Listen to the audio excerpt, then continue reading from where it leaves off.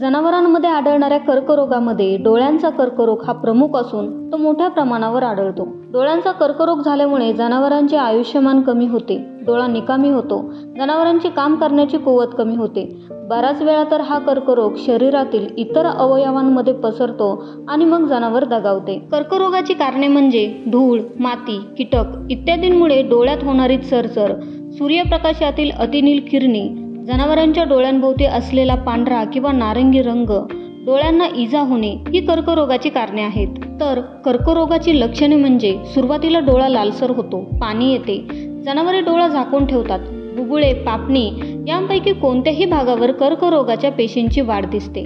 पहिल्या टप्प्यामध्ये पेशींची वाढ अतिशय लहान आकाराची दिसते, त्याचा रंग पांढरा असतो.